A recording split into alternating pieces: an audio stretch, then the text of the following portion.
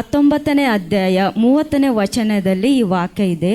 ಯೇಸು ಆ ಹುಳಿರಸವನ್ನು ತೆಗೆದುಕೊಂಡ ಮೇಲೆ ತೀರಿತು ಎಂದು ಹೇಳಿ ತಲೆಬಾಗಿಸಿ ತನ್ನ ಆತ್ಮವನ್ನು ಒಪ್ಪಿಸಿಕೊಟ್ಟನು.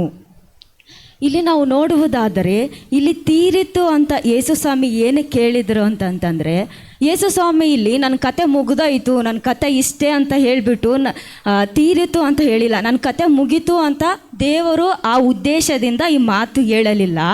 ದೇವರು ಏನಕ್ಕೆ ಹೇಳಿದ್ದಾರೆ ಅಂತಂದರೆ, ಇದರಲ್ಲಿ ತಂದೆಯಾದ ದೇವರು ಯೇಸು ಸ್ವಾಮಿಗೆ ಏನೆಲ್ಲ ಮಾಡಲಿಕ್ಕೆ ಆತನು ಹೇಳಿದ್ರೋ ಆ ಕೆಲಸವನ್ನು ನಾನು ಪರಿಪೂರ್ಣವಾಗಿ ಶಿಲುಬೆಯಲ್ಲಿ ಮಾಡಿದ್ದೀನಿ ಅಂತ ಹೇಳಿ ಜಯವಾಗಿ ಮಾತನ್ನು ಹೇಳ್ತಾರೆ. ಸೋತು ಹೋಗಿಂತ ಹೇಳಿಲ್ಲ ಅವರು.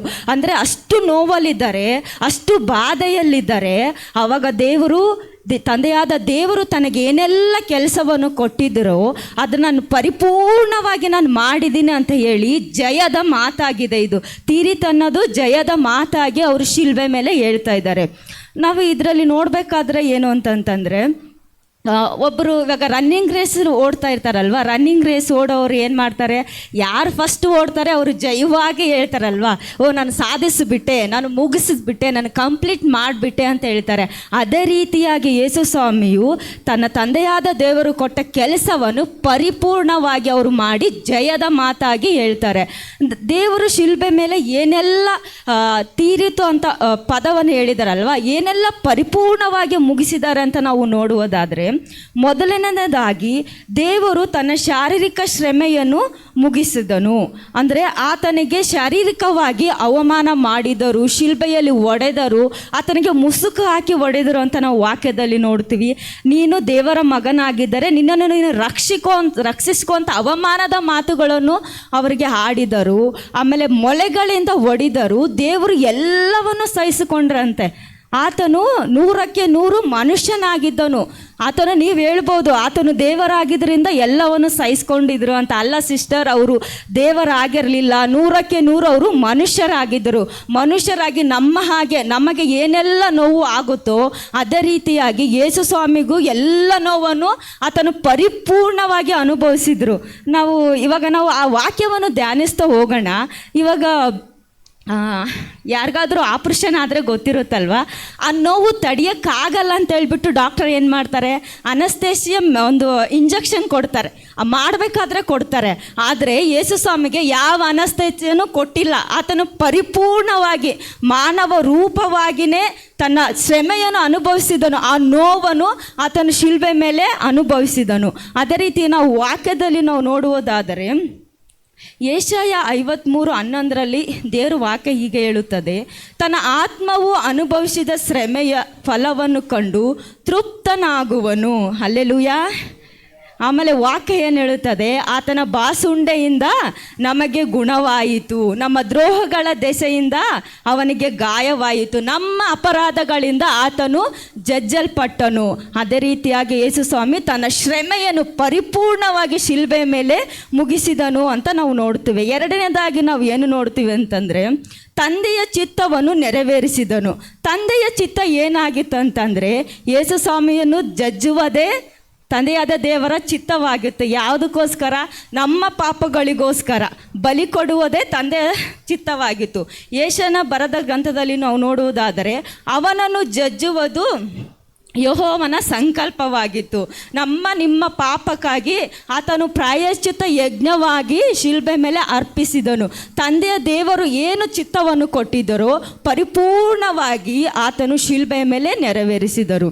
ಅದೇ ಪ್ರಕಾರವಾಗಿ ಮೂರನೇದಾಗಿ ನಾವು ನೋಡುವುದಾದರೆ, ಧರ್ಮಶಾಸ್ತ್ರವನ್ನು ಆತನು ಪರಿಪೂರ್ಣವಾಗಿ ನೆರವೇರಿಸಿದರು. ಧರ್ಮಶಾಸ್ತ್ರದಲ್ಲಿ ನಾವು ನೋಡುವುದಾದರೆ, ಹಳೆ ಒಡಂಬಡಿಕೆಯಲ್ಲಿ ಎಲ್ಲ ನೇಮಗಳಿದ್ದವು, ನೀತಿಗಳಿದ್ದವು, ಕರ್ಮ ಮಾರ್ಗಗಳಿತ್ತು. ಧರ್ಮಶಾಸ್ತ್ರ ಕರ್ಮ ಮಾರ್ಗಗಳಿಗೆ ಅಧೀನದಲ್ಲಿದ್ದವು. ಆದರೆ ದೇವರ ವಾಕ್ಯ ಯೇಸು ಸ್ವಾಮಿ ಬಂದು ಅದನ್ನೆಲ್ಲ ನೆರವೇರಿಸಿದರು.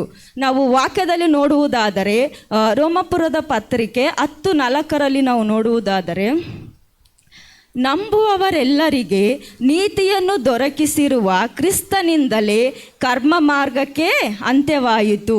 ಧರ್ಮಶಾಸ್ತ್ರದಲ್ಲಿ ಕ್ರಿಯೆ ಕರ್ಮ ಮಾರ್ಗ ಮುಗೀತು. ಇನ್ನು ನಾವು ಧರ್ಮಶಾಸ್ತ್ರದಲ್ಲಿರುವಂಥ ಕ್ರಿಯೆಗಳಿಗೆ, ನೇಮ ನಿಷ್ಠೆಗಳಿಗೆ ನಾವು ಅಧೀನರಲ್ಲ. ಇವಾಗ ಯೇಸು ಸ್ವಾಮಿ ಶಿಲುಬೆಯ ಮೇಲೆ ಅದನ್ನು ಅಂತ್ಯ ಮಾಡಿದರು. ಇವಾಗ ಏನಿದೆ, ಹಳೆ ಕಾಲದಲ್ಲಿತ್ತು, ಧರ್ಮಶಾಸ್ತ್ರಕ್ಕೆ ಅಧೀನರಾಗಿದ್ರಲ್ಲ ಅವ್ರಿಗಿತ್ತು, ಕರ್ಮ ಮಾರ್ಗಗಳ ಮೂಲಕ ಅವ್ರಿಗೆ ನ್ಯಾಯ ಆಗ್ತಾಯಿತ್ತು.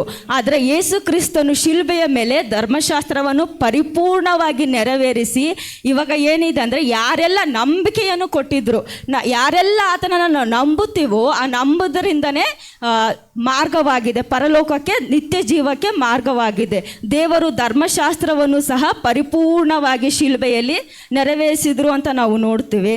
ನಾಲ್ಕನೇದಾಗಿ ನಾವು ಏನು ನೋಡ್ತೀವಿ ಅಂತಂದರೆ, ದೇವರು ಮತ್ತು ಮನುಷ್ಯರ ನಡುವೆ ಇದ್ದ ಬಿರುಕನ್ನು ಆತನು ಸರಿಪಡಿಸಿದನು ಅಂತ ನೋಡ್ತೀವಿ. ಅಂದರೆ ಬಿರುಕು ಅಂತ ಹೇಳಿದರೆ, ದೇವರು ಮನುಷ್ಯನನ್ನು ಪಾಪ ಇಲ್ಲದೆ, ಪಾಪ ಸ್ವಭಾವ ಇಲ್ಲದೆ ನಮ್ಮನ್ನು ರೂಪಿಸಿದನಂದರೆ, ಆದರೆ ಆದಾಮನು ದೇವರು ತಿನ್ನಬಾರದಂತ ಹೇಳಿರದ ಹಣ್ಣನ್ನು ತಿನ್ನಿದ್ದರಿಂದ ಆದಾಮನು ಪಾಪ ಮಾಡುವವನಾಗಿದ್ದನು. ಪಾಪ ಬಂದದರಿಂದ ದೇವರ ಕೋಪ ಮನುಷ್ಯರ ಮೇಲೆ ಬಂತು. ಕೋಪ ಬಂದದರಿಂದ ಅಲ್ಲಿ ಆಜ್ಞೆ ಎಂಬ ಧರ್ಮಶಾಸ್ತ್ರ ದೇವರು ತಂದರು. ಆ ಆಜ್ಞೆ ಬಂದದರಿಂದ, ಧರ್ಮಶಾಸ್ತ್ರ ಬಂದದರಿಂದ ಮರಣವೆಂಬ ವಿಧಿ ಬಂತು, ಕಾನೂನು ಬಂತು. ಮನುಷ್ಯನಾದವನು ಒಂದಿನ ಸಾಯಲೇಬೇಕಂತ ಒಂದು ವಿಧಿ ಬಂತು. ಆಮೇಲೆ ಮನುಷ್ಯರಿಗೆ ದೇವರಿಗೆ ಇರುವಂಥ ಸಂಬಂಧ, ಏದನ್ ತೋಟದಲ್ಲಿ ಅವರು ದೇವರ ಜೊತೆ ಆಡಿಕೊಂಡು ಎಲ್ಲ ಚೆನ್ನಾಗಿದ್ದರು. ಆದರೆ ಪಾಪ ಬಂದಿದ್ದರಿಂದ ಮನುಷ್ಯರು ದೇವರ ನಡಿರುವ ಸಂಬಂಧ ಮುರಿಯಲ್ಪಟ್ಟಿತು. ದೇವರು ಅದನ್ನು ಸರಿಪಡಿಸೋದಕ್ಕೋಸ್ಕರ ಯೇಸು ಕ್ರಿಸ್ತನು ನರವತಾರ ಎತ್ತಿ ಈ ಲೋಕಕ್ಕೆ ನಮಗೋಸ್ಕರ ಬಂದನು. ಆದಾಮನು ಯಾವ ಮಹಿಮೆಯನ್ನು ಕಳ್ಕೊಂಡಿದ್ದನೋ, ಮರಣದಿಂದ ನಿತ್ಯ ಜೀವವನ್ನು ಕಳ್ಕೊಂಡಿದ್ದನೋ, ಆ ಮಹಿಮೆಯನ್ನು ನಾವು ತಿರುಗಿ ಪಡ್ಕೊಳ್ಳಬೇಕು. ಆ ಮರಣವನ್ನು ಜಜ್ಜಬೇಕು, ನಿತ್ಯ ಜೀವವನ್ನು ನಮಗೆ ಕೊಡಬೇಕಂತ ಹೇಳಿ ಯೇಸು ಸ್ವಾಮಿ ನಮಗೋಸ್ಕರ ನರವತಾರ ಎತ್ತಿ ಈ ಲೋಕಕ್ಕೆ ಬಂದನು ಅಂತ ನಾವು ವಾಕ್ಯದಲ್ಲಿ ನೋಡುತ್ತೇವೆ. ಇಬ್ರಿಯ 2:14 ಯಾರಾದರೂ ಓದ್ತೀರಾ? 2:14.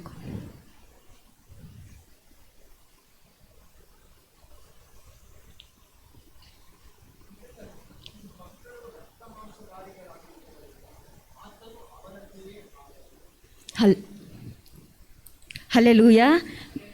ಮಕ್ಕಳು ರಕ್ತ ಮಾಂಸಗಳಾದದರಿಂದ ಆತನು ಅವರಂತೆಯೇ ಆದನು. ನಾವು ರಕ್ತ ಮಾಂಸಧಾರಿಯಲ್ಲಿ ನಾವು ಪಾಪ ಮಾಡಿದರಿಂದ ಆ ರಕ್ತ ಮಾಂಸಧಾರಿಯಾಗಿಯೇ ಯೇಸು ಕ್ರಿಸ್ತನು ಈ ಲೋಕಕ್ಕೆ ಬಂದನು. ನರವತಾರ ಎತ್ತಿ ಬಂದು ಆ ಮರಣದ ಅಧಿಕಾರಿಯನ್ನು ಶಿಲುಬೆಯ ಮೇಲೆ ಆತನು ಜಜ್ಜಿದನು ಅಂತ ನಾವು ವಾಕ್ಯದಲ್ಲಿ ನಾವು ನೋಡುತ್ತೇವೆ. ಹೇಗೆ ಒಬ್ಬ ಆದಾಮನು ಪಾಪ ಮಾಡಿದರಿಂದ ಇಡೀ ಲೋಕಕ್ಕೆ ಪಾಪ ಬಂತು, ಇಡೀ ಲೋಕ ಮರಣವನ್ನು ಅನುಭವಿಸಬೇಕಾಗಿತ್ತು, ದೇವರ ಮಹಿಮೆಯನ್ನು ಕಳ್ಕೊಳ್ಳಬೇಕಾಗಿತ್ತು, ಅದೇ ರೀತಿಯಾಗಿ ಒಬ್ಬ ಆದಾಮನು ಯೇಸು ಎಂಬ ವಿಧೇಯತ್ವದಿಂದ ಆತನು ಇಡೀ ಲೋಕದ ಪಾಪಗಳಿಗೋಸ್ಕರ ತನ್ನನ್ನೇ ನಮಗೆ ತಂದೆಯಾದ ದೇವರಲ್ಲಿ ಸಮಾಧಾನ ಮಾಡಲ್ಪಟ್ಟಿದ್ರು. ನಮಗೆ ದೇವರಿಗಿರುವಂಥ ಆ ಪಾಪದ ಕೊಂಡಿಯನ್ನು, ಮರಣವೆಂಬ ಕೊಂಡಿಯನ್ನು ಆತನ ಶಿಲುಬೆಯ ಮೇಲೆ ಪರಿಪೂರ್ಣವಾಗಿ ಜಜ್ಜಿದ್ರು. ಇವಾಗ ನಮಗೆ ಯೇಸು ಕ್ರಿಸ್ತನು ಜಜ್ಜಿದರಿಂದ ನಮಗೆ ಯಾವ ಅಪರಾಧ ನಿರ್ಣಯವೂ ಇಲ್ಲ ಅಂತೇಳಿ ನಾವು ವಾಕ್ಯದಲ್ಲಿ ನೋಡುವವರಾಗಿದ್ದೇವೆ. ನಾವು 5ನೇದಾಗಿ ನಾವು ಏನು ನೋಡ್ತೀವಿ ಅಂತಂದರೆ, ಪಾಪದ ಬೆಲೆ ಅಂತಂತಂದರೆ ದೇವರು ಆ ಪಾಪಕ್ಕೆ ಒಂದು ಬೆಲೆಯನ್ನು ಕೊಟ್ಟರಂತೆ ಶಿಲ್ಬೆಯಲ್ಲಿ. ಎಷ್ಟೊಂದು ಜನ ಬಂದರು. ಅಂದರೆ ಧರ್ಮಶಾಸ್ತ್ರ ಏನು ಹೇಳುತ್ತದೆ ಅಂತಂದರೆ, ರಕ್ತ ಸುರಿಯದಿದ್ದರೆ ಪಾಪಕ್ಕೆ ಪರಿಹಾರ ಇಲ್ಲ ಅಂತ ವಾಕ್ಯ ಹೇಳುತ್ತದೆ. ಆದರೆ ಅದೇ ಧರ್ಮಶಾಸ್ತ್ರ ಏನು ಹೇಳುತ್ತದೆ, ಧರ್ಮಶಾಸ್ತ್ರದಲ್ಲಿ ಎಲ್ಲವೂ ರಕ್ತದಿಂದಲೇ ಶುದ್ಧೀಕರಿಸಲ್ಪಡುತ್ತದೆ ಅಂತ ನಾವು ಧರ್ಮಶಾಸ್ತ್ರದಲ್ಲಿ ನೋಡುವವರಾಗಿದ್ದೇವೆ. ಅದರಿಂದ ಯೇಸು ಏನು ಮಾಡಿದರು ಅಂತಂದರೆ, ಈ ಲೋಕದಲ್ಲಿ ಎಷ್ಟೋ ಧರ್ಮಗಳಿದ್ದಾವೆ, ಎಷ್ಟೋ ಮಹಾನ್ ಪುರುಷರುಗಳು ಬಂದರು, ಎಲ್ಲರೂ ಹೇಳಿದ್ರು ಕಳ್ತನ ಮಾಡುವುದು ಪಾಪ, ವ್ಯಭಿಚಾರ, ಎಲ್ಲರೂ ಪಾಪವನ್ನು ಎತ್ತಿ ಎತ್ತಿ ತೋರಿಸಿದ್ರು. ಅದಕ್ಕೆ ಪರಿಹಾರ ಯಾರೂ ಕೊಡಲಿಲ್ಲ. ಯಾರು ನಿತ್ಯ ಜೀವಕ್ಕೆ ಮಾರ್ಗ, ಪರಲೋಕಕ್ಕೆ ಮಾರ್ಗ, ದೇವರಿಗೆ ಹತ್ತಿರ ಆಗುವಂಥ ವಿಷಯವನ್ನು ಯಾವ ಮನುಷ್ಯನೂ ಹೇಳಿಲ್ಲ, ಯಾವ ಧರ್ಮನೂ ಹೇಳಿಲ್ಲ. ಆದರೆ ಯೇಸು ಸ್ವಾಮಿ ನನಗೋಸ್ಕರ ನಿನಗೋಸ್ಕರ ಬಂದು ಅದಕ್ಕೆ ಪಾಪಕ್ಕೆ ಒಂದು ಪರಿಹಾರವನ್ನು ಕೊಟ್ಟರು, ಪಾಪಕ್ಕೆ ಒಂದು ಬಿಡುಗಡೆಯನ್ನು ಕೊಟ್ಟರು, ಪಾಪಕ್ಕೆ ಒಂದು ಬೆಲೆಯನ್ನು ಅವರು, ರಕ್ತವೆಂಬ ಬೆಲೆಯನ್ನು ಅವರು ಸಲ್ಲಿಸಿದರು, ಒಂದು ವಿಮೋಚನೆಯನ್ನು ಕೊಟ್ಟರು. ಪಾಪದ ಮೇಲೆ, ಶಾಪದ ಮೇಲೆ, ರೋಗದ ಮೇಲೆ ಎಲ್ಲದರ ಮೇಲೆ ಶಿಲುಬೆಯ ಮೇಲೆ ಆತನು ಜಯವನ್ನು ಕೊಟ್ಟರು. ಆತನು ರಕ್ತ ಸುರಿಸಿದರಿಂದ ನಮ್ಮ ಅಪರಾಧಗಳು ಕ್ಷಮಿಸಲ್ಪಟ್ಟವು. ಆತನು ಶಿಲುಬೆಯಲ್ಲಿ ಮರಣ ಹೊಂದಿದ್ದರಿಂದ ನಾವು ನಿತ್ಯ ಜೀವವನ್ನು ಪಡ್ಕೊಂಡಿರ್ತೀವಿ. ಅದೇ ರೀತಿಯಾಗಿ ನಾವು ಏನು ನೋಡ್ತೀವಿ ಅಂತಂತಂದರೆ, ಶಿಲುಬೆಗೆ ಹಾಕಲ್ಪಟ್ಟಿರುವವನು ಅವನು ಶಪಿಸಲ್ಪಟ್ಟನು ಅಂತೇಳಿ ಧರ್ಮೋಪದೇಶ ಕಾಂಡ 21-23 ನೋಡ್ತೀವಿ. ದೇವರು ನಮಗೋಸ್ಕರ ಶಪಿಸಲ್ಪಟ್ಟನು. ಯಾರು ಆತನು ವಾಕ್ಯದಲ್ಲಿ ನಾವು ಹಳೆ ಒಡಂಬಡಿಕೆಯಲ್ಲಿ ಏನು ನೋಡ್ತೀವಿ ಅಂತಂತಂದರೆ, ಯಾಜಕರು ರಕ್ತವನ್ನು ತೆಗೆದುಕೊಂಡು ಹೋಗುವಾಗ ಆ ಪ್ರಾಣಿಯನ್ನು ಪಾಳ್ಯದ ಹೊರಗಡೆ ಊರು ಆಚೆ ಅದನ್ನು ಸುಡ್ತಾ ಇದ್ರಂತೆ. ಅದೇ ರೀತಿಯಾಗಿ ಯೇಸು ಸ್ವಾಮಿ ನಮಗೋಸ್ಕರ ನಿಮಗೋಸ್ಕರ ಗೋಲ್ಗೊಥಾ ಗುಡ್ಡದ ಊರಿನ ಆಚೆ ಅವರು ನಮಗೋಸ್ಕರ ನಿಮಗೋಸ್ಕರ ಆತನು ಸಾಯಲ್ಪಟ್ಟರು, ಆತನು ಜಜ್ಜಲ್ಪಟ್ಟನು ಅಂತ ನಾವು ವಾಕ್ಯದಲ್ಲಿ ನೋಡ್ತೀವಿ. ಅದೇ ಪ್ರಕಾರವಾಗಿ ನಾವು 6ನೇದಾಗಿ ನಾವು ಏನು ನೋಡ್ತೀವಿ ಅಂತಂದರೆ, ಆತನು ಪ್ರವಾದನೆಗಳನ್ನು ನೆರವೇರಿಸಿದರು, ಪ್ರವಾದನೆಯನ್ನು ಆತನು ಮುಗಿಸಿದರು ಅಂತ ನಾವು 6ನೇದಾಗಿ ನೋಡ್ತೀವಿ. ಮೊದಲನೇದಾಗಿ ನಾವು ಏನು ನೋಡ್ತೀವಿ ಅಂತಂದರೆ, ಏದೆನ್ ತೋಟದಲ್ಲಿ ಪಾಪ ಬಂದದ್ರಿಂದ ಆವಾಗ ತಂದೆಯಾದ ದೇವರು ಹೇಳ್ತಾರೆ, ಈ ಸ್ತ್ರೀ ಸಂತತಿಯು ನಿನ್ನ ತಲೆಯನ್ನು ಜಜ್ಜುತ್ತದೆ ಅಂತ ದೇವರ ವಾಕ್ಯ ಹೇಳುತ್ತದೆ. ಅದೇ ರೀತಿಯಾಗಿ ಯೇಸು ಸ್ವಾಮಿ ಹುಟ್ಟುವುದಕ್ಕೂ ಪ್ರವಾದನೆ ಇತ್ತು, ಆತನು ಸಾಯುವುದಕ್ಕೂ ಪ್ರವಾದನೆ ಇತ್ತು, ಎಲ್ಲದಕ್ಕೂ ದೇವರು ಪ್ರವಾದನೆ ಇತ್ತು. ಅದೆಲ್ಲವನ್ನು ಪರಿಪೂರ್ಣವಾಗಿ ಶಿಲುಬೆಯಲ್ಲಿ ನೆರವೇರಿಸಿ ತೀರಿತು ಅಂತೇಳಿ ಜಯದ ಮಾತಾಗಿ ಆತನು ಹೇಳಿದರು. ಅದೇ ರೀತಿಯಾಗಿ ನಮಗೆ ನಿಮಗನ್ನು ಸಹ ಆತನು ಜವಾಬ್ದಾರಿಯನ್ನು ಕೊಟ್ಟು ಹೋಗಿದ್ದಾರೆ.